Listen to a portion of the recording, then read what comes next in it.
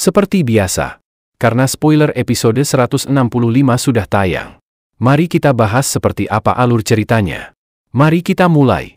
Kelompok Xiao Yan menghabiskan 2 hari perjalanan tanpa penghalang apapun sebelum mereka secara bertahap mendekati area 5 km dari panggung wilayah kuno.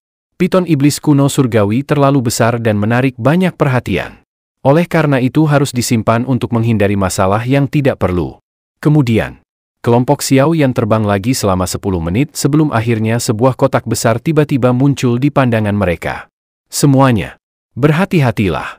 Xiao Yan menghela napas lega setelah melihat bahwa begitu banyak orang berkumpul bersama. Dia perlahan memimpin semua orang berjalan ke tengah alun-alun.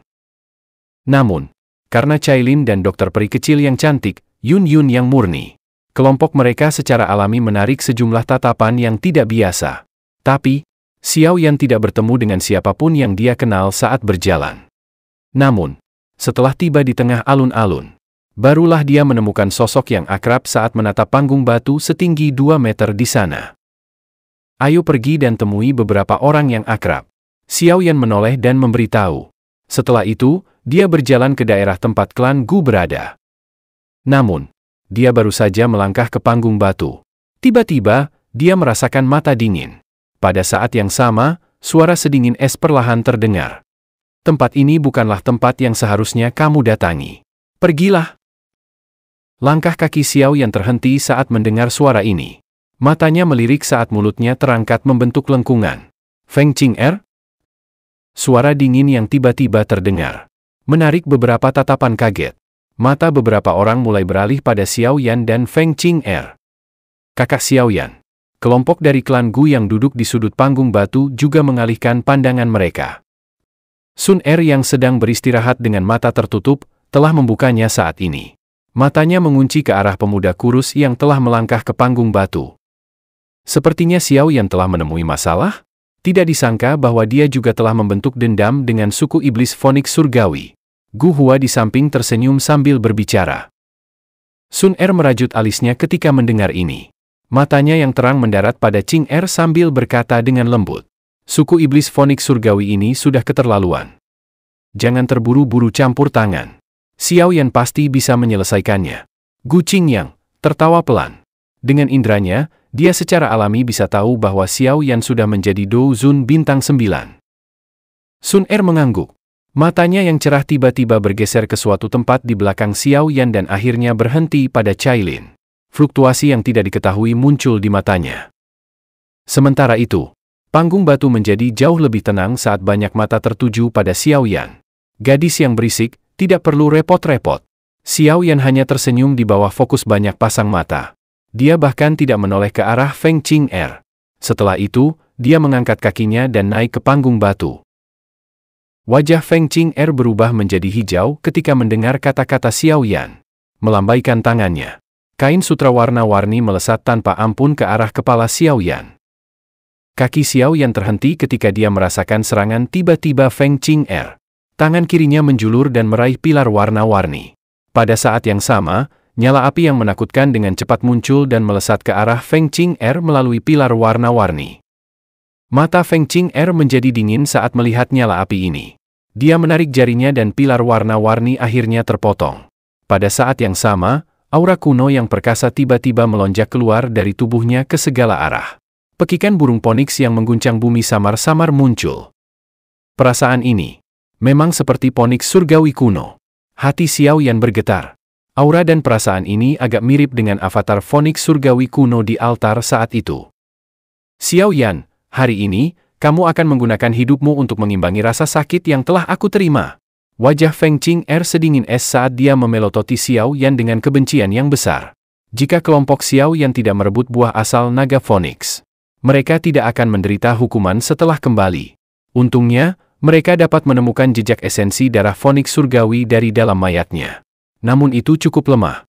Oleh karena itu, para tetua dari suku memutuskan untuk secara paksa mencangkok tulang ke dalam tubuh anggota suku untuk mendapatkan esensi darah murni Phoenix surgawi. Namun cara ini tidak diragukan lagi akan menghasilkan rasa sakit yang abadi. Ada total 10 anggota muda suku yang telah menjalani cara ini. Namun, hanya 2 yang berhasil. Salah satunya adalah Feng Qing'er. Mata Cailin dan lainnya di belakang Xiao Yan menjadi dingin ketika mereka melihat Feng Qing'er menyerang sesuka hati.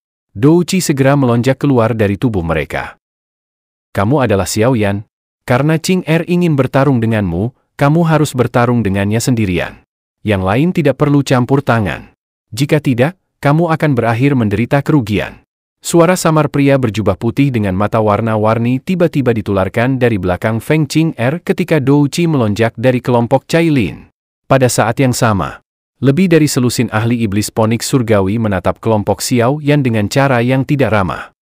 Orang-orang yang akan menderita kerugian mungkin akan menjadi kelompokmu kan? Suara tenang Gu Qingyang tiba-tiba dipancarkan dari arah lain menyebabkan pria dengan mata warna-warni terkejut. Gu Qingyang? Apakah kelompokmu juga berencana ikut campur? Jika itu pertarungan 1 lawan 1, kami tentu tidak perlu campur tangan. Namun, aku tidak bisa benar-benar bertahan melihat seseorang menggertak orang lain dengan jumlah. Gu Qingyang tertawa samar. Setelah itu, matanya meluncur pada Xiao Yan saat dia mengangguk.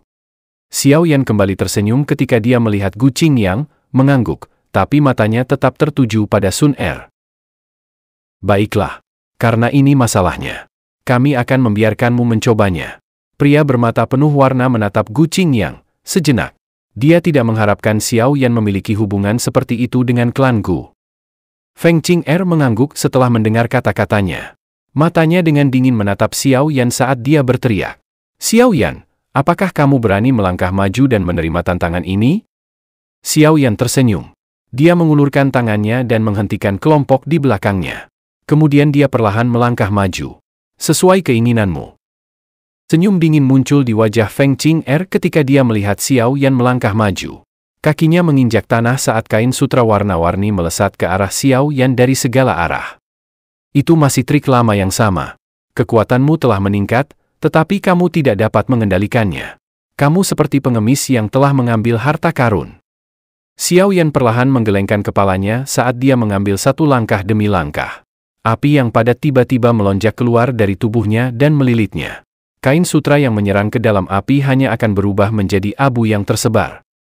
Dibandingkan dengan cara Xiao Yan yang nyaman, wajah Feng Qing'er menjadi hijau marah. Bayangan fonik surgawi. Dou Qi dengan cepat melonjak keluar dari tubuh Feng Qing'er dan membentuk sosok ilusi fonik surgawi setinggi 300 meter. Pekikan tajam terdengar jelas saat kedua sayapnya mengepak. Ini membawa kekuatan menakutkan yang dengan kejam melesat ke arah Xiao Yan di bawah. Xiao Yan akhirnya berhenti karena sosok ilusi fonik surgawi kuno. Dia yakin di dalam hatinya bahwa peningkatan besar kekuatan Feng Qing'er pasti terkait dengan kerangka fonik surgawi kuno. Xiao Yan, matilah! Kebencian di wajah Feng Qing'er menjadi lebih padat saat dia menatap sosok ilusi fonik surgawi yang kurang dari 300 meter dari Xiao Yan. Ini masih trik kecil yang sama. Xiao Yan hanya tersenyum ketika dia mendengar teriakan dingin Feng Qing'er. Dia tidak menunjukkan tanda-tanda menghindar. Yang dia lakukan adalah perlahan menggelengkan kepalanya. Pada saat yang sama, cahaya emas melonjak dari mata hitam gelapnya. Suara ledakan terdengar saat sosok ilusi ponik surgawi kuno akhirnya dengan kejam bertabrakan di mana tempat Xiao Yan berdiri, seluruh alun-alun dengan keras berguncang saat tabrakan terjadi. Beberapa ahli yang lebih dekat terpaksa mengambil beberapa langkah mundur. Feng Qing'er mendengus saat melihat ke tempat di mana debu memenuhi udara. Tubuhnya yang tegang sedikit tenang saat dengusan keluar dari lubang hidungnya. Dengusan Feng Qing'er baru saja terdengar. Namun tanah di mana debu yang menyebar tiba-tiba bergetar. Pada saat yang sama, cahaya emas tiba-tiba bergegas keluar dengan kecepatan yang sangat menakutkan.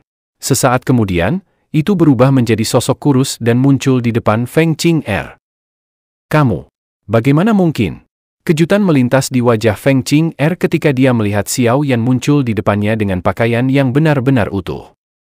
Namun, sebelum dia bisa meluncurkan serangan lain, tapak tangan dengan cepat diperbesar di matanya.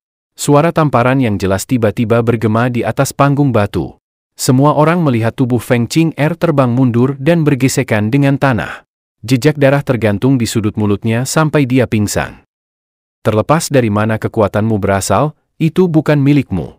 Kamu menggunakan beberapa cara yang tidak lazim. Xiao Yan melihat sosok di kejauhan dengan mata dingin. Suaranya tenang dan tidak beraturan. Sementara itu, Pengamat di sekitarnya menghirup udara dingin ketika mereka melihat Xiao Yan mengirim Feng Qing'er terbang dengan serangan tapak tangan. Bajingan! Kelompok dari suku iblis Phoenix Surgawi langsung terkejut dan marah saat melihat apa yang terjadi. Mereka berdiri dan bersiap untuk menyerang. Berhenti, Qing'er lebih lemah darinya. Bawa dia kembali.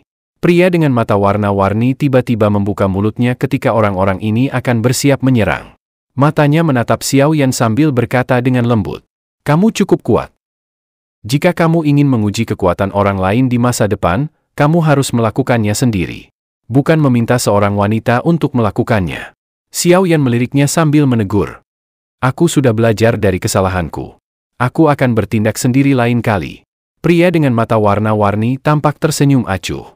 Namun matanya berkedip dengan kilatan berbahaya. "Aku akan menunggumu kapan saja." Senyum juga muncul di wajah Xiao Yan. Setelah itu, dia mengabaikannya dan berbalik. Kemudian memimpin kelompok Cailin ke tempat klan Gu berada.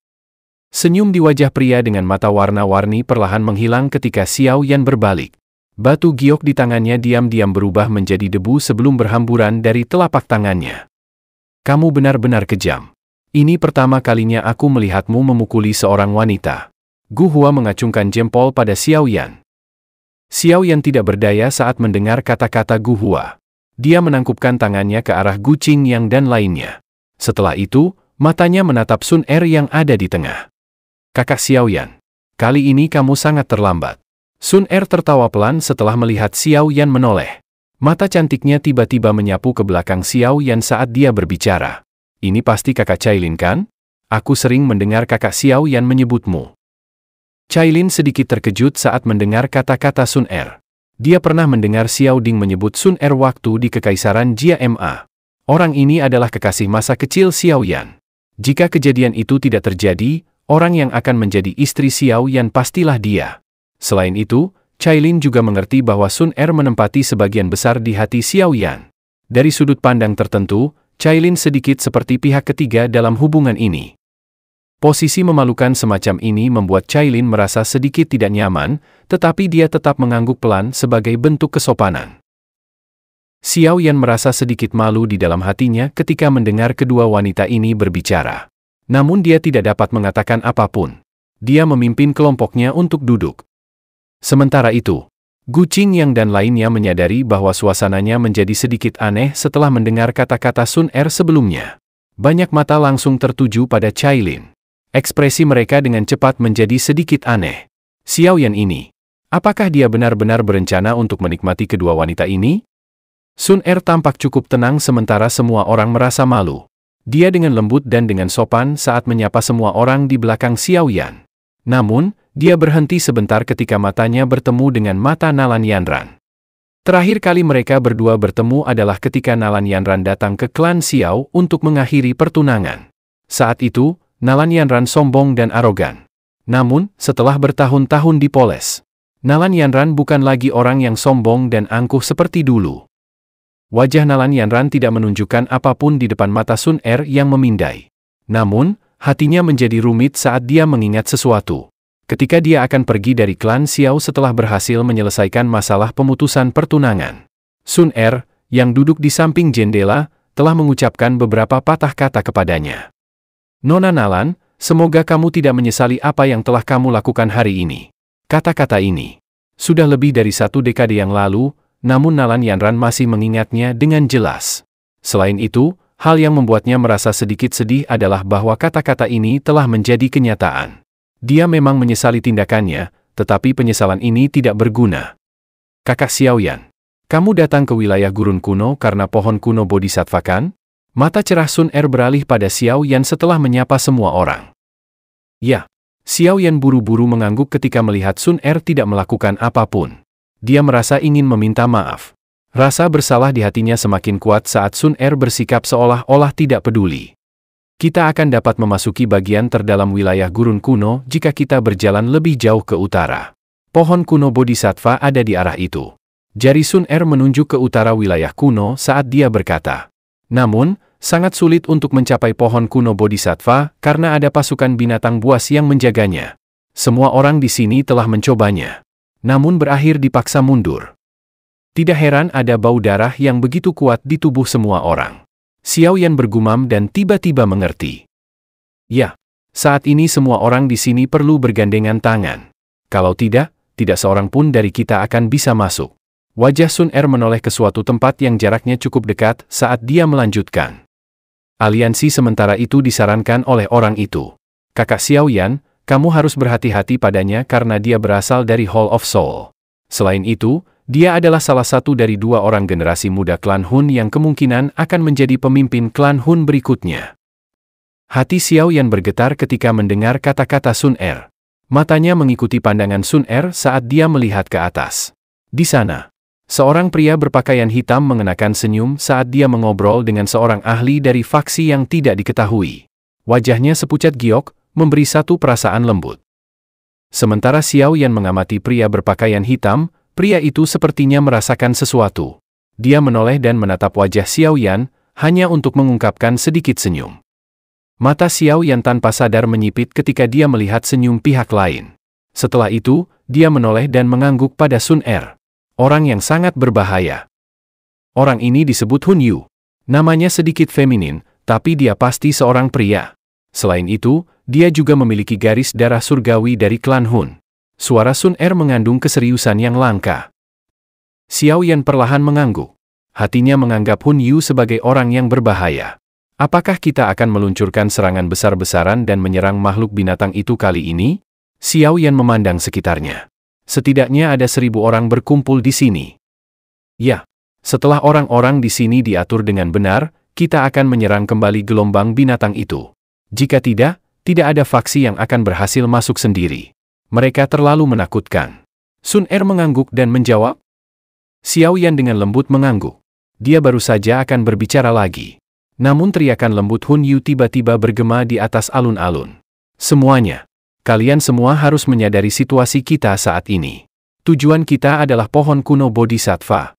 Satu-satunya kesempatan kita adalah membentuk aliansi dan bergandengan tangan. Menembus gelombang binatang dan mengobrak-abrik mereka. Jika tidak ada harapan untuk mencapai pohon kuno Bodhisattva. Keheningan muncul setelah semua orang mendengar kata-kata Hun Yu. Sesaat kemudian, banyak orang mulai menganggukkan kepala. Saudara Hun Yu benar. Suku Iblis Ponik Surgawi akan menemanimu selama upaya ini. Pria dengan mata warna-warni membuka mulutnya sementara hati semua orang bergoyang. Dalam hal ini, aku akan berterima kasih kepada saudara Jiu Feng. Hun Yu tersenyum dan menangkupkan tangannya dari kejauhan. Orang itu tidak tampak seperti orang biasa. Mata Xiao Yan menyapu pria dengan mata warna-warni saat dia memberi komentar.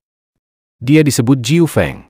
Dan sudah diputuskan bahwa dia akan menjadi pemimpin suku Iblis Ponik Surgawi berikutnya. Matanya yang penuh warna adalah hasil dari metode Qi yang dia praktikkan. Gu Qingyang melirik pria dengan mata penuh warna dan tertawa. Xiao Yan mengangguk. Tidak heran dia tampaknya memiliki status tinggi dalam suku Iblis Ponik Surgawi. Karena tidak ada yang keberatan, mari kita segera bergerak. Saat ini sekitar tengah hari. Waktu yang tepat ketika binatang buas itu pemalas.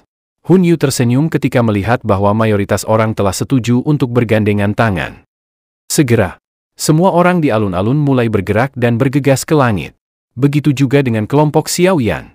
Beberapa saat kemudian, masa hitam manusia seperti awan gelap saat terbang melintasi langit. Jarak 50 km tertutup dalam waktu kurang dari 10 menit sebelum akhirnya dataran hitam tak berujung muncul di depan mata semua orang. Tatapan Xiao Yan melompati kerumunan besar dan melihat ke atas dataran hitam. Apakah ini binatang buas dari wilayah gurun kuno? Memang sangat menakutkan. Kemudian matanya sekali lagi melompati gelombang binatang yang tak berujung dan mengamati area gelap yang jauh. Pohon kuno Bodhisattva ada di sana. Karena Hun Yu yang menyarankan untuk membentuk aliansi. Kelompoknya yang pertama mengambil inisiatif untuk menyerang titik paling berbahaya, yaitu bagian depan. Banyak ahli lain dengan cepat mengikuti di belakang mereka. Dou Qi yang menakutkan melonjak keluar dari tubuh kelompok Hun Yu sebelum menembak ke depan. Semua binatang buas dalam radius 300 meter hancur menjadi kolam darah dalam sekejap. Pada saat yang sama, kelompok lain di belakang mereka dengan kejam menyerbu ke dalam kerumunan binatang. Melepaskan momentum mengejutkan saat bertabrakan dengan kerumunan binatang. Binatang buas dalam radius 300 meter juga hancur sampai mati. Sementara itu, Kelompok besar Xiao Yan terletak di dekat bagian tengah. Beberapa pilar Douqi sesekali berayun, membunuh binatang buas yang mendekat dan secara bertahap melangkah maju menerobos kerumunan binatang. Menggunakan jeda singkat dalam pertempuran, mata Xiao Yan menyapu bagian depan formasi. Pada saat ini, kelompok Hun Yu tampaknya melakukan yang terbaik untuk menyerang kerumunan binatang di bagian depan. Baris demi baris binatang buas bergetar dan jatuh ke tangan mereka. Kelompok besar terus menjelajah lebih dalam di bawah bimbingan kelompok Hun Yu. Kemajuan cepat mereka berlangsung sekitar 2 km sebelum kelompok Hun Yu di depan mulai melambat. Namun itu langsung digantikan kelompok lain yang menyerang ke depan. Sementara kelompok di depan sedang diblokir oleh binatang yang sangat kuat. Kelompok Hun Yu sekali lagi menerobos ke depan. Namun kali ini, alih-alih bertarung, mereka melompati semua orang dengan kecepatan seperti kilat. Bahkan melewati binatang yang sangat kuat. Ikuti mereka. Xiao Yan mendengus dingin ketika melihat Hun Yu akhirnya meninggalkan semua orang. Dia melambaikan tangannya dan tubuhnya memimpin untuk bergegas maju. Pada saat yang sama, beberapa kelompok lain terbang saat kelompok Xiao Yan bergerak. Mereka sudah memahami rencana dan niat Hun Yu, menggunakan kekuatan orang lain untuk menyerang kerumunan binatang. Setelah orang-orang ini bergegas ke depan, ratusan orang yang tersisa diserang oleh binatang buas di sekitar mereka. Jeritan yang menyedihkan tersebar di langit. Xiao Yan sejenak terdiam saat melihat ke belakangnya, di mana jeritan tajam terdengar. Kemudian matanya menyapu ke depan sambil berteriak, "Serang! Segera!" Api surgawi melonjak keluar dari tubuhnya dan berubah menjadi naga api yang melepaskan raungan dan dengan paksa membunuh ratusan binatang buas. Segel membuka gunung. Gu Qingyang mengeluarkan ratusan segel di tangannya ketika Xiao Yan menyerang. Tapak kristal bersiul dan membersihkan binatang di sekitarnya. Pada saat yang sama, Sun Er, Cailin, Yun Yun, dokter peri kecil dan sisanya di belakang juga menyerang. Douqi megah tersebar saat binatang buas dalam radius 100 meter benar-benar dihilangkan. Mempertahankan formasi mereka. Dalam sekejap mata, kelompok Xiao Yan telah menyerang 1 kilometer ke depan. Mereka benar-benar cepat. Xiao Yan menatap Hun Yu, sementara dia mempertahankan kecepatan mereka. Di depan mereka, kelompok Hun Yu akhirnya melepaskan kekuatan mereka yang sebenarnya. Tidak satupun binatang buas yang bisa mendekat dalam radius ratusan meter dari mereka. Sebuah ledakan terdengar lagi saat tapak tangan Xiao Yan meledakkan kepala binatang buas yang mendekat. Setelah itu, dia sekali lagi bertindak dengan kecepatan seperti kilat saat dia memaksa kembali binatang buas di sebelah kiri Gu Qingyang. Kelompok Hun Yu telah menghilang. Mata Sun Er sejenak menyapu area di depan mereka saat dia berkata. Kejutan melintas di mata Xiao Yan ketika dia mendengar ini. Namun, kegembiraan dengan cepat muncul di wajahnya. Kita telah mencapai akhir kerumunan binatang.